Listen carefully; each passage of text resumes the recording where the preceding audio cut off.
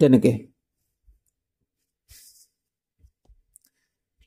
ইয়াতে কৈছে যে পূৰ্ণবৰ্গ হবলৈ 8132 পৰা বিয়োগ কৰিব লগা লঘিষ্ঠ সংখ্যাটো কি ছাত্ৰ ছাত্ৰীসকল ইতিমধ্যে আমি এটা কৰি আহিলো কিন্তু আৰু এটা লৈ আহিলো যাতে তোমালোকৰ কনফিউজন নহয় ঠিক আছে আৰু এটা হেকান লৈ আহিলো যাতে তোমালোকে ভালদৰে বুজি পোৱা হেকান তোমালোকে জাস্ট এটাই কাম কৰিব লাগে অকমান সময় লৈ পেলাই মনোযোগেৰে ভিডিওবোৰ চাবলৈ শিকা ঠিক আছে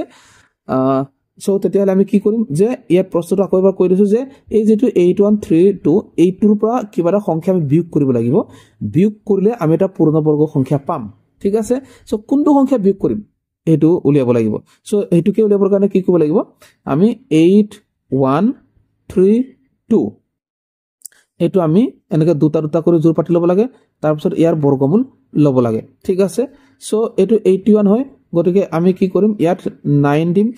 9 9 81 ঠিক আছে ইয়াত 81 পাই গলো তাৰ পিছত এফালে আমাৰ 32 আহিলে তাৰ পিছত আমাৰ ইয়াৰ পিছৰ ষ্টেপটো কি হয় এই 9 টোক দুগুণ কৰিব লাগে ঠিক আছে 9 টোক দুগুণ কৰিলে আমি পাম 18 18 লগত আমি ইয়াত কিবা এটা বহুৱাব লাগে ঠিক আছে যেটো বহুৱাম না যেটো বহুৱাম এইটোকে ইয়াটো বহুৱাব লাগে আৰু যেটো বহুৱাম হেতুৰে পূৰণ কৰিব লাগে পূৰণ কৰিবলৈ আমি পাব লাগে 32 গতিকে আমি যদি চাও ইয়াত আমি 1 যদি লগাই চাও 1 লগালে একেৰে পূৰণ কৰিব লাগিব একেৰে যদি পূৰণ কৰো তেতিয়াহলে আমি 181 পাও কিন্তু আমি এটো 32 হয় 32 সটকেটো ডাঙৰ আমি পাব নোৱাৰো হেকানে কি কৰিব লাগিব আমি 1 লগালে নহব কি লগাব লাগিব 0 লগাব লাগিব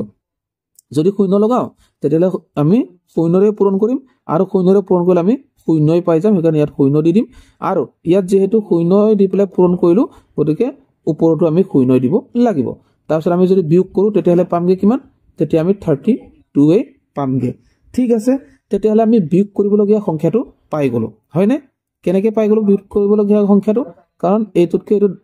সৰু হৈ গল না এটো যদি আমি দুগুণ কৰি দিও ইয়াৰ পিছৰ ষ্টেপৰ যদি কথা চাও এইটো আমাৰ যেটো নতুনকে 0 দিলো এই 0 টোক যদি আমি দুগুণ কৰো 180 টোক যদি দুগুণ কৰো 0 পাম হা কিন্তু এই যেটো 182 32 কে ডাঙৰ হৈ গল হেকানে আমাৰ এটো শেষ হৈ গল মানে এটো ভাগ শেষ হৈ গল ঠিক আছে গতিকে এটা আমি বুজিব পাৰিলো কি যে এই যেটো 8132 ৰ পৰা বিয়োগ কৰিবলগীয়া সংখ্যা লঘিষ্ঠ সংখ্যাটো কি 32 হয় অৰ্থাৎ ইয়াৰ পৰা যদি আমি 32 বিয়োগ কৰি দিও ইয়াৰ পৰা 32 বিয়োগ কৰি দিলে আমি এটা পূৰ্ণবৰ্গ সংখ্যা পাম ঠিক আছে গতিকে ইয়াৰ উত্তৰটো হৈছে অপচন 4 ওকে অপচন 4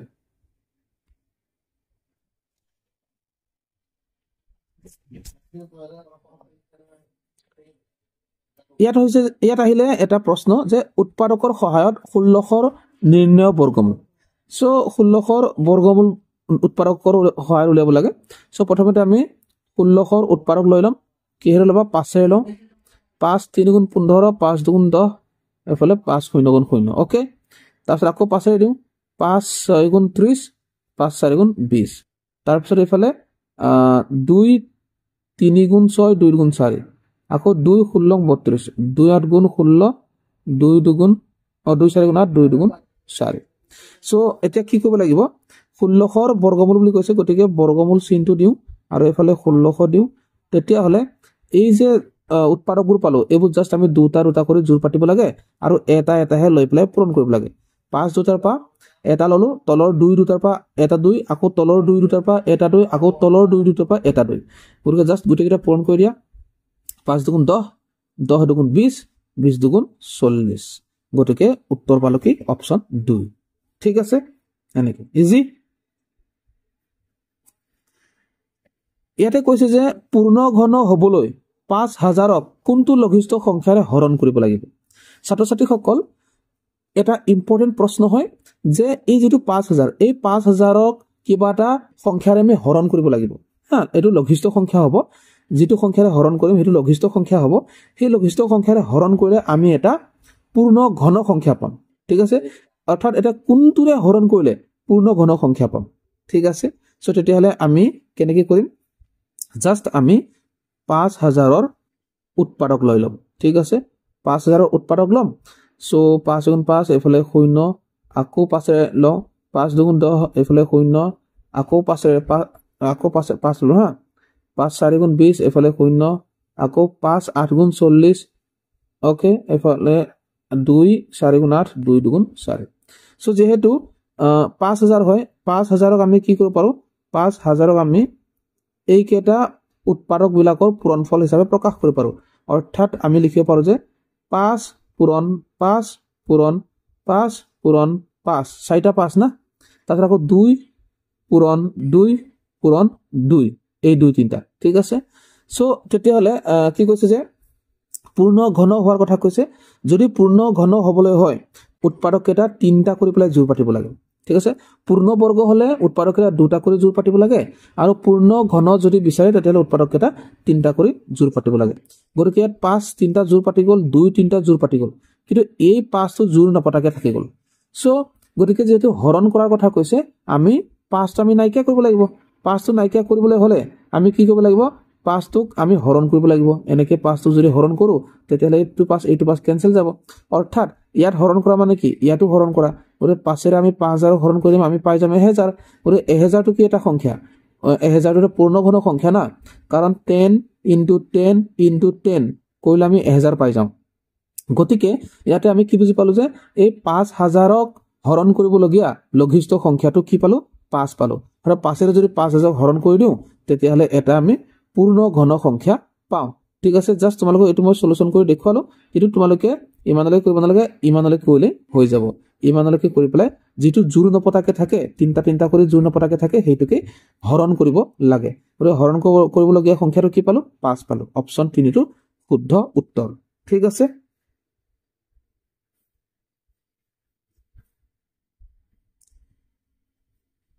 ছাত্ৰ-ছাত্ৰীসকল এটা ইম্পৰ্টেন্ট কোৱেশ্চন আহিছে ইয়াত বৰ্গমূলৰ চিন দিয়া আছে বৰ্গমূলৰ ভিতৰত আছে 169 এফালে বৰ্গমূলৰ ভিতৰত আছে 64 আৰু বৰ্গমূলৰ ভিতৰত আছে 16 অৰ্থাৎ এই যে বৰ্গমূলৰ চিনটো দেখিছা মানে 169 ৰ বৰ্গমূল কি বা ইয়াতে বৰ্গমূলৰ ভিতৰত 64 আছে অৰ্থাৎ 64 ৰ বৰ্গমূল কি আৰু ইয়াত বৰ্গমূলৰ ভিতৰত 16 আছে অৰ্থাৎ 16 ৰ বৰ্গমূল কি এই গোটেইকেইটা লৈ পেলাই জাস্ট পূৰণ কৰি দিলে উত্তৰ ওলাই যাব গতিকে তাৰ কাৰণে আমি কি কৰিলাম জাস্ট এবাৰ পাতি লৈছো স্কয়াৰ ৰুট অৰ্থাৎ বৰ্গমূল 169 পূৰণ স্কয়াৰ ৰুট 64 পূৰণ স্কয়াৰ ৰুট 64 মানে 16 ওকে সো তেতিয়া হলে 169 ৰ বৰ্গমূল কি তোমালোকে জানানে অৰ্থাৎ কি একে দুটা সংখ্যাক পূৰণ কৰিলে 164 পাবা সৰি 169 পাবা ঠিক আছে কি একে দুটা সংখ্যাক পূৰণ কৰিলে 169 পাবা আমি যদি চাও তোমালোকৰ যে নেউটা মুখস্থ আছে 13 দুটা যদি পূৰণ কৰো তেতিয়াহলে 13 169 পাম গতিকে এই 13 হৈছে 169 ৰ বৰ্গমূল গতিকে ইয়াত আমি 169 ৰ তলত আমি 13 বহাই দিম কিয়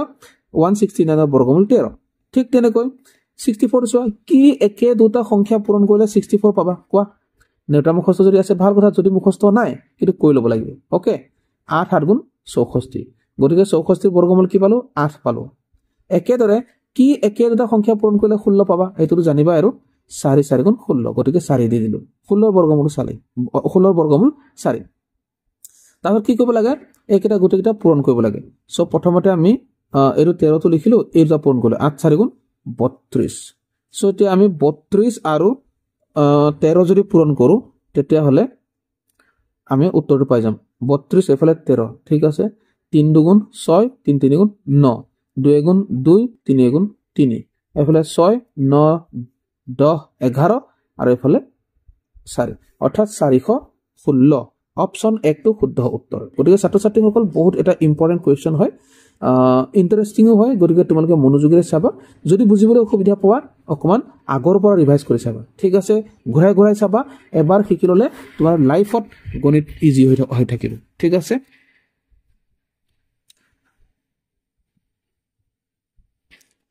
ইয়াতে কৈছে চোৱা 10.01 ক শতাংশত কেনেদৰে লিখিবা সো শতাংশত লিখিবলৈ আমি কি কৰিব লাগে জাস্ট আমি এশৰে পূৰণ কৰিব লাগে যাকে শতাংশ লিখিবলৈ কয় না তাক এশৰে পূৰণ কৰি দিলে হৈ যায় কিন্তু এশৰে পূৰণ কৰি পেলাই আমি লগত পাৰ্চেন্টেজৰ চিনটো অৰ্থাৎ শতাংশৰ চিনটো দিব লাগে আৰু এটা কথা তোমালোকে জানি ল'ব লাগে যে এশৰে যদি পূৰণ হয় দশমিক 2 ঘৰ পিছলৈ যায় কাৰণ এশ দুটা শূন্য থাকে ঠিক আছে মই যদি এক্সাম্পল দিও 2 ৰে যদি এশক পূৰণ কৰো তেতিয়া দুটা শূন্য লগত বহি যাব কিন্তু 0.02 ক যদি এশৰে পূৰণ কৰো তেতিয়াহ'লে কিন্তু কেৱল 2 হে হ'ব কাৰণ ইয়াত দুটাৰ আগত দশমিক আছে এই দুটা দশমিকক এই দুটা শূন্যই কাটি পেলাই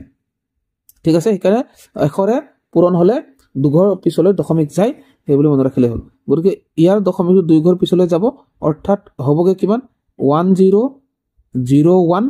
পইণ্ট এই দশমিকটো এফালে গুচি আহিব না এনেকৈ হ'ব গতিকে একেবাৰে লাষ্টত পইণ্টটো নিদিলেও হয় কাৰণ কেলে সকলো সংখ্যাৰ একেবাৰে লাষ্টত পইণ্ট থাকে যেনে আমি যদি 2 লিখিছো না 2ৰ পিছত এটা দশমিক থাকে এইটো মনত ৰাখিবা 2ৰ পিছত এটা দশমিক আৰু এফালে 00 থাকে ঠিক আছে সেইকাৰণে আমি কেৱল 2 হে লিখো আমি জানো পইণ্টটো লিখি জানো নিলিখো গতিকে আমাৰ উত্তৰটো হ'ল 1001% অৰ্থাৎ অপচন 3 টো শুদ্ধ উত্তৰ ওকে ইয়াতে কৈছে চোৱা দুটা সংখ্যাৰ পূৰণফল 8192 এটা সংখ্যা আনটোৰ দুগুণ সৰু সংখ্যাটো হৈছে ছাত্ৰ ছাত্ৰীসকল বহুত ইম্পৰ্টেন্ট এটা কোৱেশ্চন হয় খুব মনোযোগেৰে তোমালোকে চোৱা ঠিক আছে এনেকুৱা ধৰণৰ প্ৰশ্ন আচলতে তোমালোকৰ এনেকুৱা প্ৰতিযোগিতামূলক পৰীক্ষাত আহিয়ে থাকে সো বহুত মনোযোগেৰে চোৱা ঠিক আছে ইয়াত কি কৈছে যে দুটা সংখ্যাৰ পূৰণফল 8192 বুলি কৈছে দুটা সংখ্যাৰ পূৰণফল হা দুটা সংখ্যা কি আমি কিন্তু গম নাপাওঁ কিন্তু হলেও আমাক এটা হিন্টস দিছে যে দুটা সংখ্যাৰ এটা আনটোৰ দুগুণ বুলি কৈছে এটা আনটোৰ দুগুণ যেনে যদি ধৰি লওঁ দুটা সংখ্যাক আমি x আৰু y বুলি যদি ধৰি লওঁ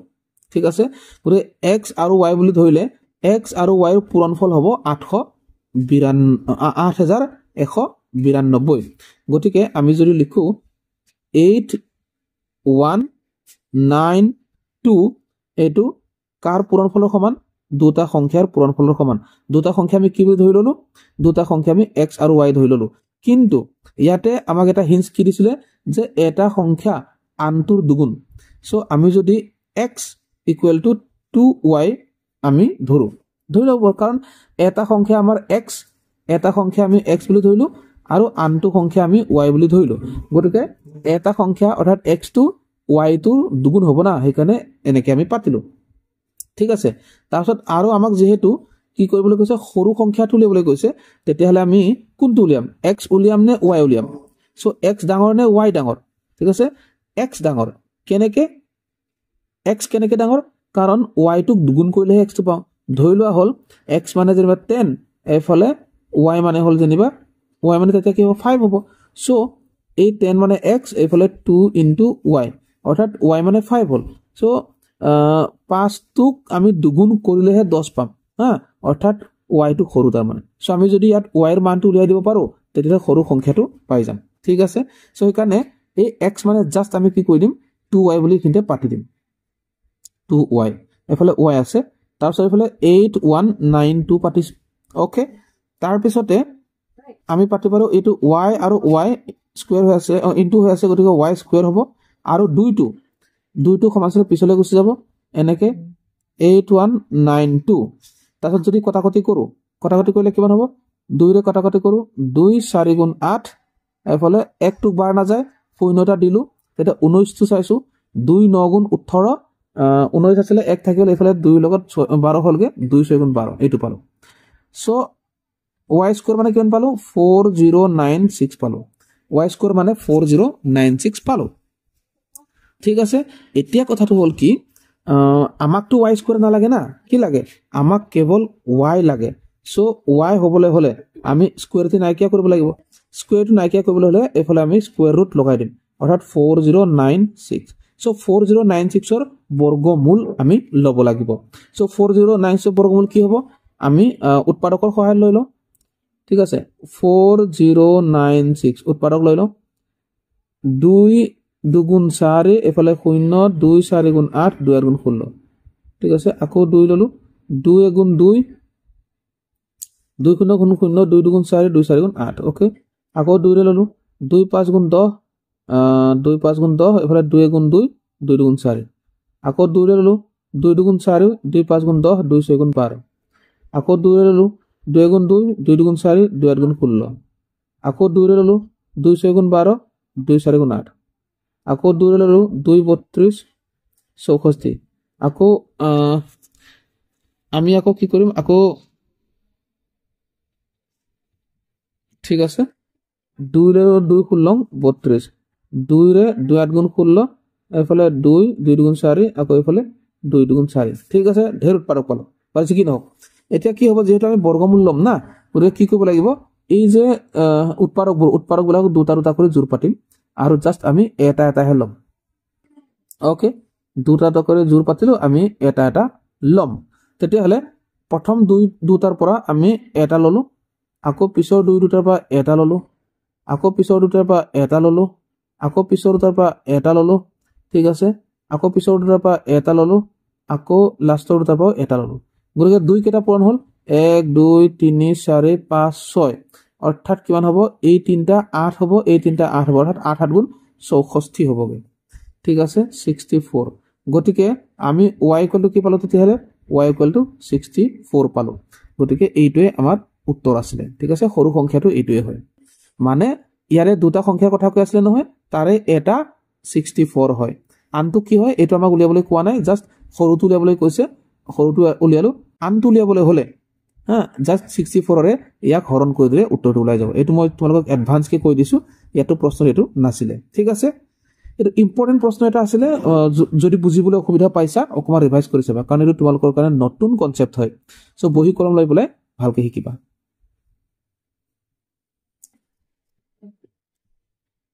ইয়াতে কৈছে যে পূৰ্ণবৰ্গ হ'বলৈ 1692 পূৰণ কৰিব লগা লঘিষ্ঠ সংখ্যাটো কি ঠিক আছে কি কৰিব লাগিব জাস্ট এটো তোমালোকে উৎপাদক বিশ্লেষণ কৰি লবা আৰু দুটা দুটা কৰি জোৰ পাতিবা ঠিক আছে মই কৰি দিছো ঠিক আছে সো 1692 উৎপাদক উলিয়াই লোৱা 2 8 গুণ 16 2 4 গুণ 8 2 6 গুণ 12 ঠিক আছে 2 4 গুণ 8 2 গুণ 4 2 3 গুণ 6 ঠিক আছে এটো কিহেৰে যাব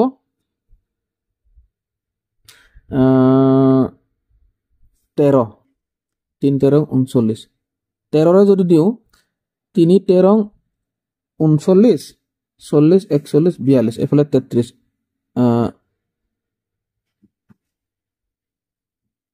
4 5 3 ৰে 12 গৈ আছে হা ইমান কষ্ট কৰিব না 3 ৰে 12 গৈ আছে 3 গুণ 3 3 4 গুণ 12 3 গুণ 3 ওকে তাৰ পিছত এটো 4 5 এটো 3 ৰে গৈ আছে 3 4 গুণ 12 3 7 গুণ 21 ঠিক আছে আৰু 3 এটো না যায় ঠিক আছে 47 টো না যায় 47 কিয় না যায় এটো এটা মৌলিক সংখ্যা ঠিক আছে গতিকে আমি কি কৰিম যেহেতু কি কৈছিলে যে পূৰ্ণবৰ্গ হ'বলৈ 1692 পূৰণ কৰিব লগা লঘিষ্ঠ সংখ্যাটো ঠিক আছে গতিকে আমি এটো এনেকৈ কৰিছো 1692 ইয়াৰ উৎপাদকবোৰ আমি পূৰণ কৰি দিও 2 পূৰণ 2 পূৰণ 3 পূৰণ 3 পূৰণ 47 যেটো আমাৰ জোৰ নাই পতা দুটা কৰি পেলাই এই দুটা জোৰ পাতিলে কিন্তু 47 টো জোৰ নাপাতিলে এই জোৰ নপতাটোকে আমি কি কৰিব লাগিব পূৰণ কৰিব লাগিব এইটো আমাৰ উত্তৰ হৈ যায় ঠিক আছে ওকে ইয়াতে সোৱা কৈছে তলৰ ৰাশিটো সৰল কৰা বহুত ইম্পৰ্টেন্ট কোৱেশ্চন হয় মনোযোগেৰে চাবা ইজিও হয় ঠিক আছে সো এবাৰ আমি জাস্ট পাতি লৈছো কি আছে বৰ্গমূল চিন আছে 36 into square root 81 into square root 49 into square root 16 তলত আহিলে square root 9 into square root 4 ঠিক আছে গতিকে আমি এই যে দিয়া আছে এই কেটাৰ আমি জাস্ট বৰ্গমূল কেটা লৈ ললে হল 36 ৰ বৰ্গমূল কিমান অৰ্থাৎ কি একে দুটা সংখ্যা পূৰণ কৰিলে 36 পাবা 6 6 গুণ 36 পুৰা 36 ৰ বৰ্গমূল 6 আহিলে আৰু 81 ৰ বৰ্গমূল 9 এফালে 49 আহিলে 49 ৰ বৰ্গমূল 7 এফালে 16 ৰ বৰ্গমূল 4 আৰু তলত আহিলে 9 ৰ বৰ্গমূল 3 আৰু 4 ৰ বৰ্গমূল 2 এতিয়া আমি জাস্ট কথা কতি কইলে হৈ গল 3 ৰে 9 3 বাৰ 3 3 গুণ 9 2 ৰে 6 3 বাৰ 2 3 গুণ 6 এটা বাকি আমি জাস্ট পূৰণ কৰিলে হ'ব 3 পূৰণ 3 7 পূৰণ 4 তাৰপিছত এফালে হল 3 3 গুণ 9 এফালে 7 4 গুণ 28 ওকে সো 28 এফালে 9 জাস্ট পূৰণ কৰি দিয়া 8 8 9 গুণ 72 তাৰপিছত 9 18 19 20 21 22 23 24 25 25 অৰ্থাৎ 252 হৈ গল গতিকে কি পালো উত্তৰটো পালো আমি 252 অৰ্থাৎ অপচন